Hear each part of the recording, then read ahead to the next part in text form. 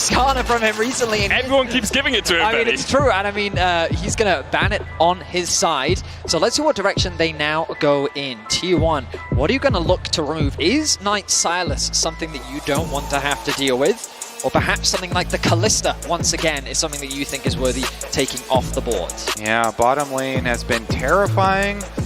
And yet, Knight Silas was insane. Maybe they would even consider first picking and stealing it away. Perhaps. Now the Ashe and Callista are both available. This is an important choice for BLGG. Ban away the Ashe and then give over the Callista, which is partially why we see the Varus ban as a solid answer into the Callista. They're going to take away the Vi instead, so all AD carries are available.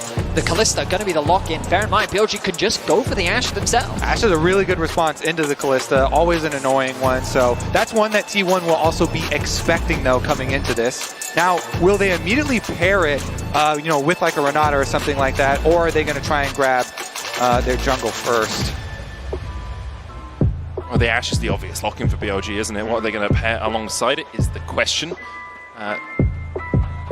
We will see if they decide to go towards their jungle, or whether you are looking at something like the Renata to make sure that T1 can't have the Callista Renata bottom side. Definitely is a possibility. I think, well, in my head I was thinking maybe the Rumble is also a strong possibility for Bin. We've seen it prioritized heavily, and it looks like that's the direction that they're going to go in.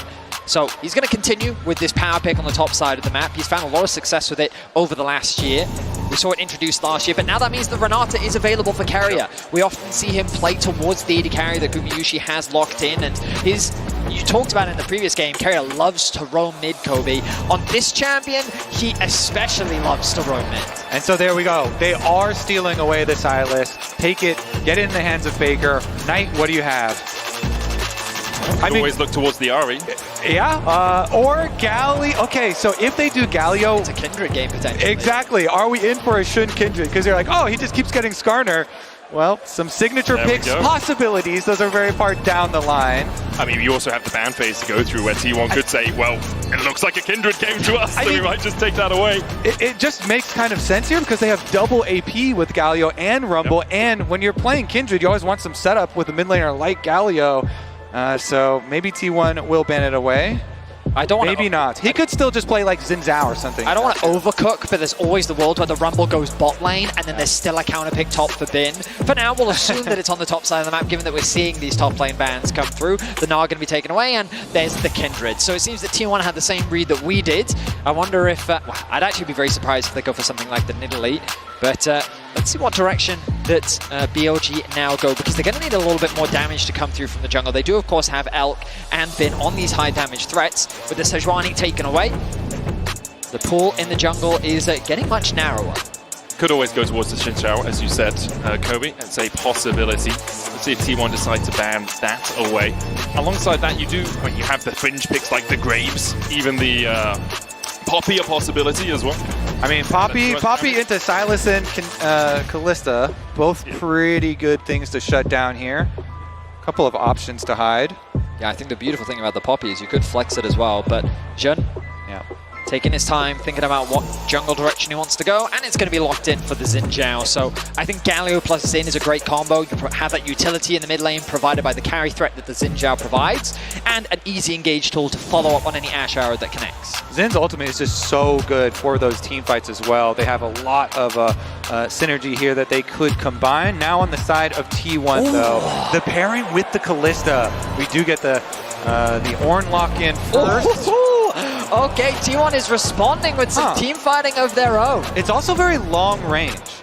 Ornn ultimates, Nocturne global here as well, semi-global himself, trying to combat some of the global power of the Galio. We have lots of long range stuff. There's always the threat of the Silas ulti steals as well, but you have left Ornn's Rakan open quietly in the back line. That support pick wasn't locked in, and when we think about Ornn's career all-time, this is his best champion. It's his most played. It has a 73% win rate. He's battling against Guma, though, with 30 games on Renata, he has an 83% win rate. So the support battle in this game is incredibly exciting. We've already seen the two team compositions being routed out as well. What do we think, guys? I just think the Rakan is such a good delivery for the Galio as well. And I just think it's hilarious that here in the World Finals, these players have high win rates on a lot of That's right. They tend to win a lot, and it's fantastic to see. Game 1, BLG just came out swinging. A phenomenal performance from them, straight from the level 1. T1, you have to imagine they've adapted. Their draft is very different. Their bot side of the map is a lot more confident, faking out on an AP damage threat, and it's going to have a lot of agency with the Silas to steal away Ash, Arrow, Galio ultimate, along with the Rumble Red card. And here in finals, up 1 game already on T1. For BLG as well, it was a team that was, when it was originally built, wasn't expected to have this sort of success. Went all the way back, BLG did buy Super Team. They were looking for this incredible roster of 5 superstars, but the addition of Bin, Elk, On, Shun, they were looking at a team that would grow into a super team, and that's exactly what they've done, as you say, with the addition of Knight this year. Bro, they have onto the biggest stage with the entire world watching. They get the double knock-up already. Keria is down to half HP. He's going to have to flash. Gumayusi cleanses away from Knight. The chase continues. BLG flashing forward. The heal coming out. Gumayusi now slowed by the Ash, and you can't escape the quiver of El First Blood again to BLG. Are you kidding me? Another one! Level 1 First Blood for Elk! In the exact same spot as game 1, Gumayusi will lose his life. Summoners blown. And T1, they were just trying to get some vision, get a bit of early information, maybe even drop a ward into BLG's bot side jungle. But the collapse from On and Elk, the chase down of the Ash, means that BLG draw first blood. Elk flashes forward so he can get the slows onto Guma, and it's enough. They get both his summoner spells. I mean, a lot of summoner spells were also used offensively by BLG, but it is still going to be the lane swap after the first blood here. T1 will go topside. Gumayusi and Keria trying to get away from the power of Elk and On. Obviously, On good in lane swaps as well, can absorb a lot of pressure, pretty tanky. He's going to get knocked up here, though, and Zeus might have to burn the flash to get away. Elk with the slows, just going to chip him down to about 190 HP. Yeah, Zeus couldn't get the timing there. He's trying to get in range for experience on those minions.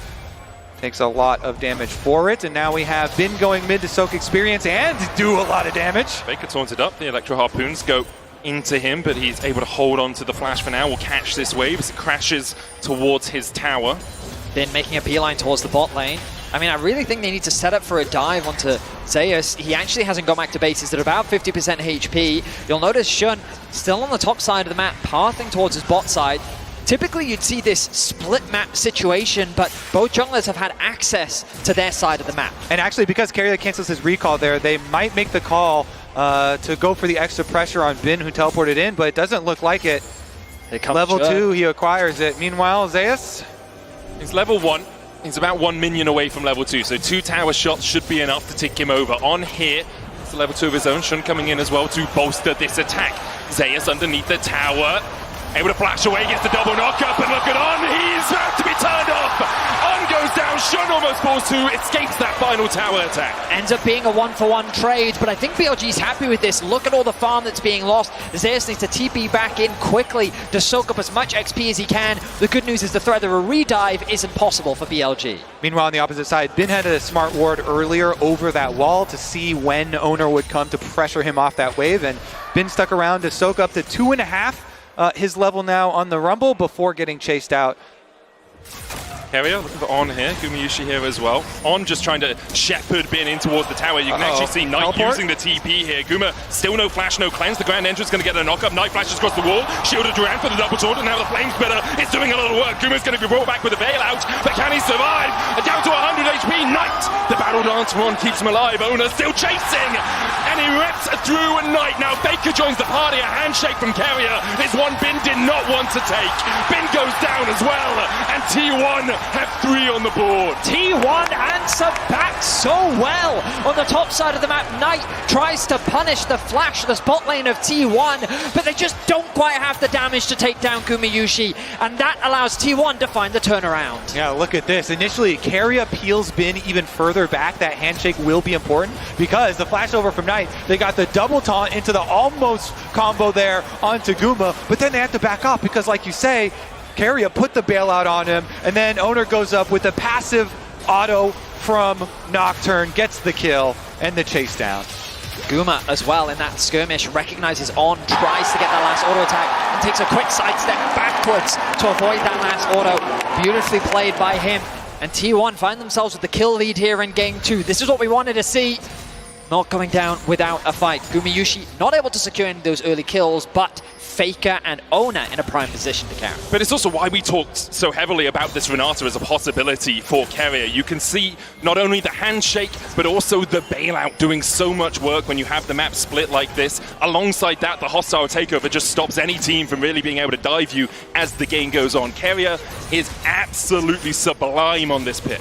Now, we've got 35 seconds until the grubs spawn. You'll notice that Elk has chosen to reset, making his way back out towards mid, where On is already there. There is an experience advantage in favor of the T1 support, but Elk already ticking over to level 5 as Knight has actually moved down towards bot lane. No TP available for Knight or Zeus means they can't really get involved. And I wonder how impactful that's going to be, because do you really want to try and fight a Xin Zhao this early on over the grubs? But T1 do have a lot of pressure on the top side of the map. Yep, you can see Knight moving up the river now already on the Galio, transitioning over to the objective. Shun has the brush. No W will hit there onto Keria though for the poke. Very close level 6 for both Knight and Faker. Those are going to be crucial levels for the upcoming fight. Tick now for Knight and Elk as well. Yep, soaks it in mid lane here. This could be dangerous for T1. PLG going to start up the grubs. Shun on them. On still only level 3. Has the flash, has the heal. They'll get one with the smite. Handshake pulls On back, but he can dance out with that W, and he'll manage to get to the relative safety of this top lane tri-bush. T1 will find 2 grubs for their own as they force the PLG away. Yeah, Zeus also able to walk up. He just barely got his level 6 on that Ornn, so big Ornn ultimate coming through. BLG don't want any part of that. It's going to be one of the kind of hangover effects of the lane swap, is that Bin is going to be down in experience here in the 1v1 F2 matchup, but they see them. Almost out of vision, but they do get spotted. You can see On trying to dance in there. Elk immediately using the cleanse because he knows T1 can continue to advance. Keria holding the handshake there to get rid of that summoner from BLG. Knight hovering around the top side jungle, ready to leap in at a moment's notice. No TP available for Bin. Bear in mind, he's still only level 4, being denied a lot of experience. With Zeus having the ultimate available, the threat of a dive is a real possibility. Faker keeping his pressure up in mid lane, about to tick over to level 7. T1 will be able to get the first plate of this push. They're second in the top lane. Bin is catching the wave in mid, not yet level 6. Yeah, I think it's a good defense there from BLG. They make the call, they sacrifice bottom lane, it's okay. Bin rotate over towards mid, catch that wave, so he can safely get some experience while the rest of BLG trying to defend on the top tower. The big wave on bottom side is going to crash on bot soon though. Bin has to go. Yeah, Bin has to go, but that leaves room for Faker to roam up top. Now they can guarantee numbers advantage, and they can set the sights on the tower. Bin shows now. Do T1 pull the trigger? Do they go for the fight? Zeus was trying to hold the wave. They couldn't quite do it because BLG had enough numbers to force him away. The equalizer that Faker stole away does a little bit of chip damage, but not much else. Unlocked up for the moment as Faker looks for that abscond. That dot can't quite land the chains. Keria and Gumayusi pushing through the wave now. Paranoia coming out. Call of the Forge God is stopped. Zeus dashing forward. The shield of Durant for the taunt blocked by Ona. The knocker coming out as well as BLG trying desperately to defend the hero's entrance. Cancelled as T1 by 2. Shun forced underneath his turret as well as BLG are walking away wounded. Such a good play for T1. There were a few seconds left on Bin's teleport. He could not join. They forced the dive on, looking for any recallers. I mean, T1 is sticking around. The TP will come through. Shun already down. Bin walks into a scarred battlefield. He'll still take out Gumayusi. In the end, T1 unable to get that extra plate, but they do find kills in the top side. I do feel that this game, BLG is just running around the map trying to keep up with T1. The pressure that Faker kept in the mid lane, the fact that Zeus had already ticked over to level 6 and they were bleeding so much XP, a nice arrow connects onto Zeus, meaning that he can't follow up with his ulti, but he gets a flash away, a nice spell shield from Ona. The 2-man knock-up from Zeus was crucial, allowing Guma to just free fire onto the back line. Yeah, and the start of it, Guma had tanked 2 tower shots while trying to walk to the rest of the team. Then goes for the ult into flash, follow, and then the repeat on the dive here. Shun trying to do something, and it's only going to be Guma, the sacrifice on the other side. Him not having flash from the earlier play. But when we get back into game, I want to keep track of the experience and the levels that people find themselves at, because right now I feel like T1 have a big advantage. Level 7 on the top side, so Bin has been able to catch up. In the mid lane, Knight has also been able to close that gap. Elk, though, with actually a full level lead over Gumayusi, while Keria has now ticked over to level 6. So BLG have done a good job of being able to close that experience gap. But in terms of the gold, you can see big advantages on the side of T1 thanks to these early kills that they've been able to grab. They've closed it in a lot of spots, but On is level 4 to level 6. True. He needs that quickness. He needs that ultimate, especially if you're going to have Knight following up with the hero's entrance. You want everyone locked in there so that the Galio landing knocks them all up. We'll see if On can get some of that XP. Currently, he's just shadowing Elk in the mid lane. And it should be T1 collecting the next pack of grubs. BLG, they know they don't want to fight that, so they're just trying to pick up Dragon right now. Shun working away on it. See if Knight, how quickly Knight can push this bottom wave, though, for the Galio. His teleport is ready. Ultimate will come up soon. Yeah, I don't really know if he wants to join this. BLG, they tried to take a fight around the top side and lost out pretty heavily on that. T1 now with a 1.8k gold lead. They'll get their 4th grub and they're looking to make it 6. Yeah, Bin uses the Rumble ultimate for the wave, so they're just going to make the call. We will pay for this with some tower plate money here onto the side of Knight. It is quite big to get the full 6 grubs, though, for this T1 comp, because, again, going back to Champion Select, if they are able to open up the map with the Ornn plus Nocturne, you have a lot of long-range pick potential. And now top lane again, the arrow. It's onto Guma once again. He does have the cleanse, but he holds onto it for now, burns it just as Bin was about to start to burn him.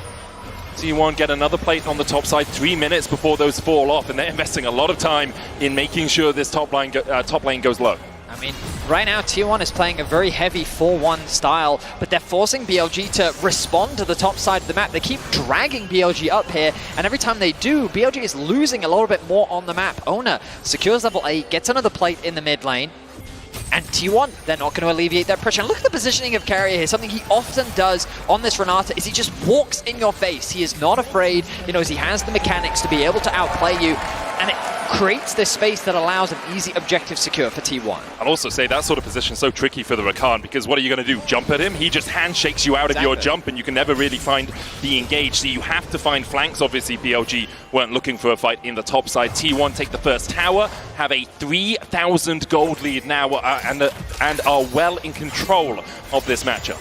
Now it's going to calm down a little bit. BLG going for their resets at the moment. The outer tower on top side being down could be problematic if T1 can get the early push there and then transition over towards that mid lane. Currently, though, they actually send Guma and Keria back down bottom, try and get their push there first. The Herald is going to be crucial for T1, I think, to unlock that mid tower. I think that this comp can be a little difficult to see. Oh, Keria. Keria's going to face check, knocked up with a Justice Punch, but again, the handshake stops Knight from being in range for that Shield of Duran taunt. Elk is on his way as well, 4 seconds on the arrow. He'll look to see if he can catch out Guma. Underneath the wave, he just volleys away the minions instead. But you see the confidence that Keria has? Yeah. Happy to face check in a situation like that. He's going to be chipping away over this ward right now. Good control from On. Still not level 6, by the way. All right, we are going to get the early push on top side for Zeus as well. The early tempo here for T1. What play can they create with it? He doesn't quite have teleport, so it is a little awkward, and he's not even going for the recall, so doesn't look like they're going to force quite yet. But you always have to look at these hovers from Owner. The Nocturne kind of shadowed there with Faker Silas, making the roams, threatening down to the side. And the Hawk Shot cooldown is very important for BLG. Every time they're trying to find that play before it happens. It certainly is. The Herald likely going to be the next big point of contention. The reset's coming through for T1 as Keria already making his way back out onto the map. Owner's going to be the first to the top side river. The Scry's Bloom going to be popped by Bin to spot on any vision, but none has actually been laid down just yet. Keria's just replenished his stock of wards. Meanwhile, BLG, heavy investment on the bot side, Kobe. You can see all these wards being set up to reclaim control over that area of the map. But this is where T1 want to focus. Shun knows that the objective has started off, and the bot lane of BLG now regrouping with the rest of the team. See, T1 have just had prio in basically every single lane. 9 plates to 3 in this game. Ona did start up the Rift Herald. Her patience is going to run out, and she'll scuttle her way back towards the pit for now. And in payment for that, Zeus is able to, again, push another top wave.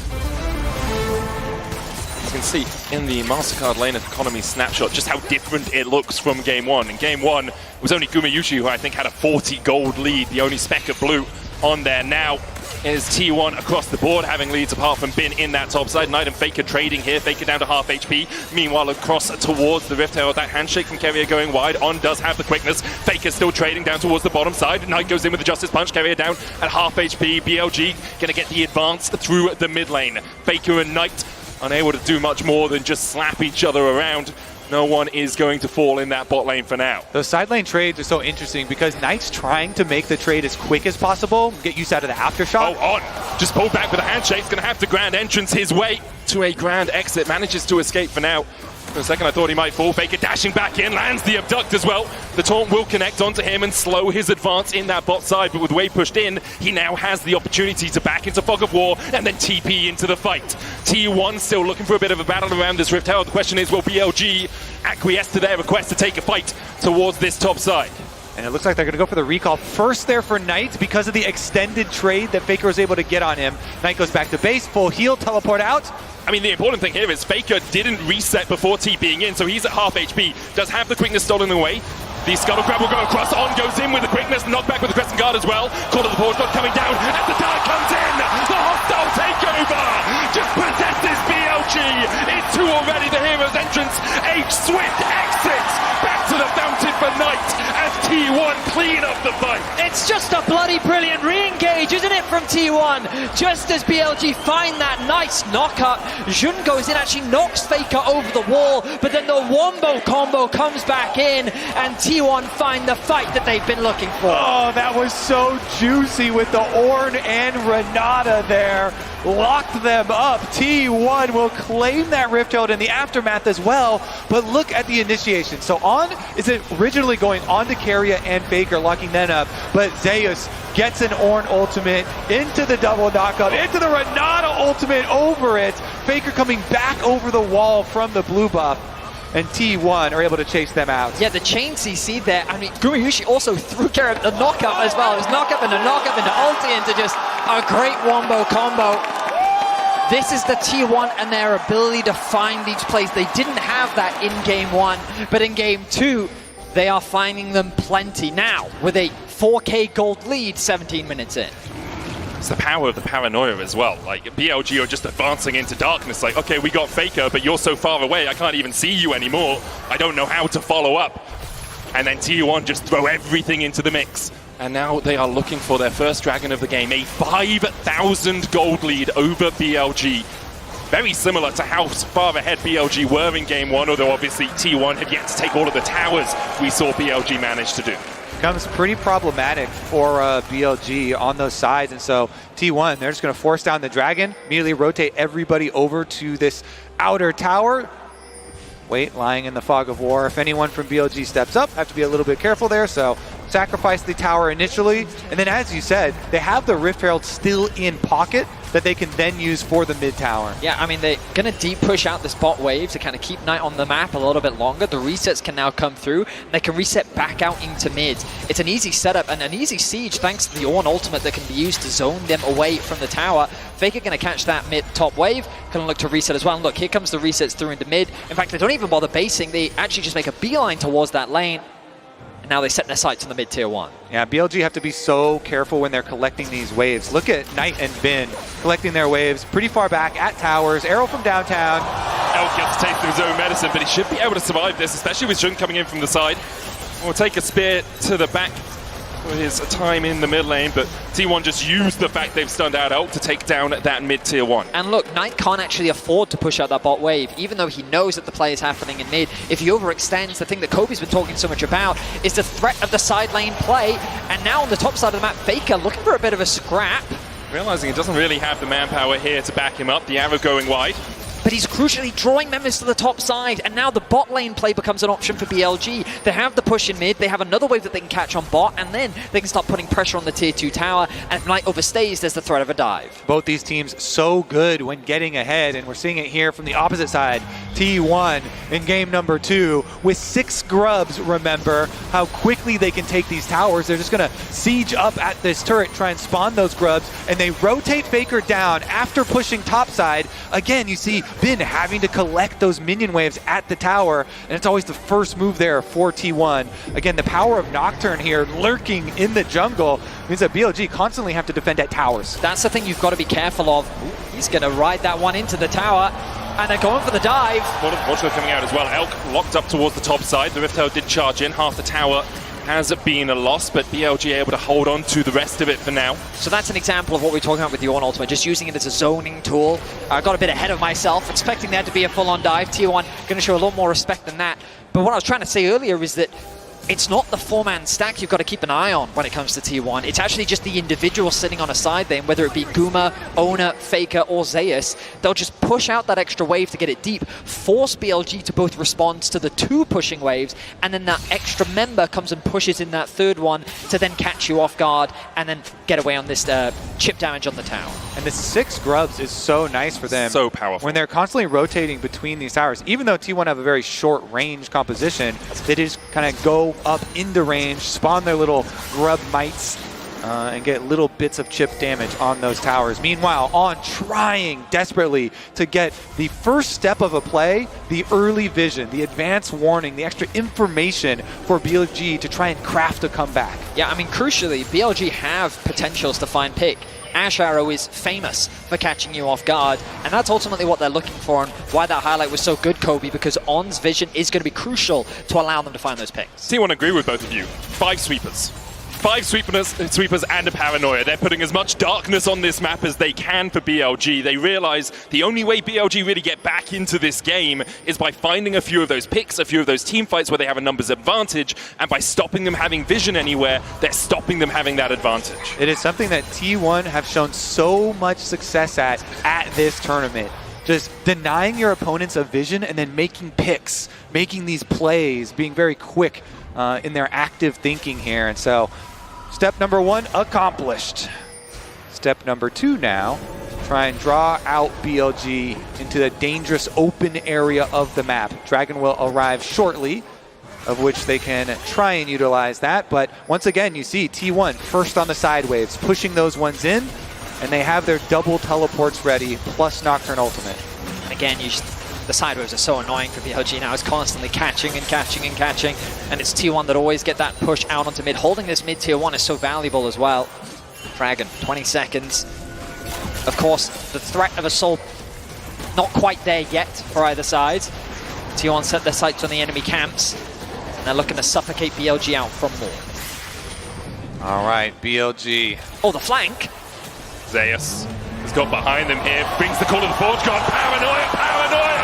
Everyone's out to get you, Elk! Heat Force Burst still has both the summoners. On's going to dash away. The chase comes in by Faker, steals away the quickness. A hero's entrance from Knight just to defend his support. T1 though find one, and they'll turn their eyes towards the Drake. Ornn and Nocturne, it is just too dangerous to step out onto the map, out in front of any of your towers, and as soon as they do, T1 close the trap shut. They get their extra kill. Elk doesn't even use a summoner spell, and I understand why. Like, what's the point? He's like, yep, you got me. And he'd rather save it for the upcoming fight. He knows that there's still ways for him to come back into the game. Knight, I think, is a little too tanky to fall to this little skirmish in the mid lane. But it all comes back to what you gentlemen were talking about earlier, the denial of vision, creating this fog of war that is ever present on the side of BLG.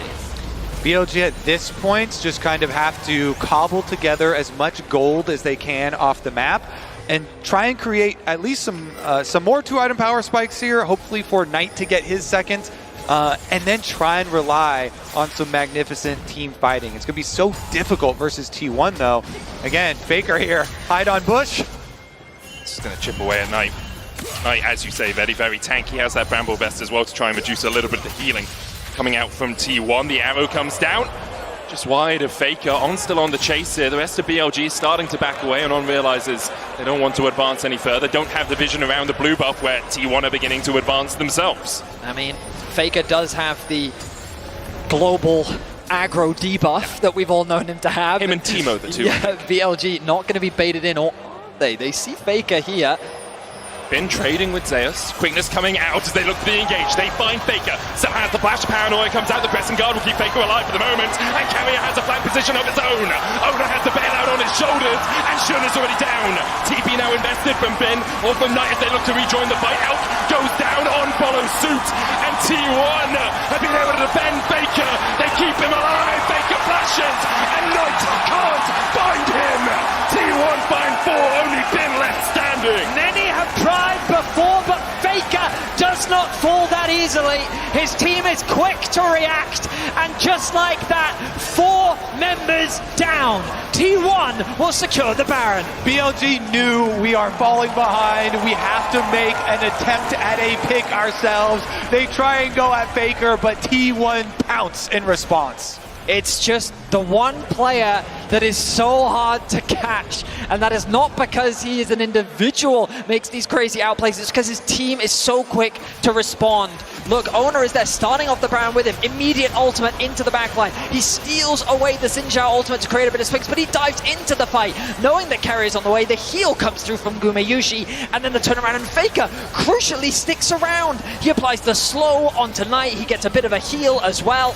And then T1 turn the play around, and they hand a triple kill over to Gumayusi.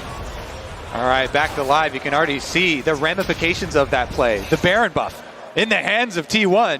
Walking up these towers, they just fall over in front of them. This series here, very likely to get evened up. The response in game number 2 for T1, taking back the Silas. They are 12,000 gold ahead or thereabouts, and T1 advance on 2 lanes. Faker in mid has stolen away Elk's ultimate and has used it to great effect so far this game. Gumayusi has a masterworked Blade of the Ruin King alongside a Terminus and a Ginsu's. Look at Elk still about half an item behind. T1 continue to pile the pressure on. On looks for Owner, can't find him. BLG just trying to find some semblance of an engage, trying to find some way to break through the armor of T1 right now, and perhaps it's Faker that they want, but he dives back in onto Shun. Half HP now on the Xin Zhao, and T1 just chipping away. That's all they need to do. They have the Baron buff for another minute's time. Again, Baron buff and 6 grubs just solve so many siege problems. Arrow gonna get juked. Flash was lost there for Keria, but the damage is still being done. BLG's picked. There they go. Quickness, Paranoia coming out. The quickness goes in. Gumayusi locked up here. Essential's going in as well as Knight looks for the backline. But already he needs to look at his own team because they are being ripped to shreds by T1. It was a valiant effort, but BLG find nothing. T1 will strike back in game number 2 to even it up here in London. Try as you might, T1 are on home turf. And we're going to a best of 3. Lethal efficiency from T1 as they change up the draft. And even though they concede first blood, they're able to bounce back with some incredible team fights. Both teams have been so good at snowballing their lead, so good when they get ahead. They really have. It's been a seesaw so far. BLG had game 1, T1 showed up very solidly in game 2. The question is, will that seesaw continue to swing the way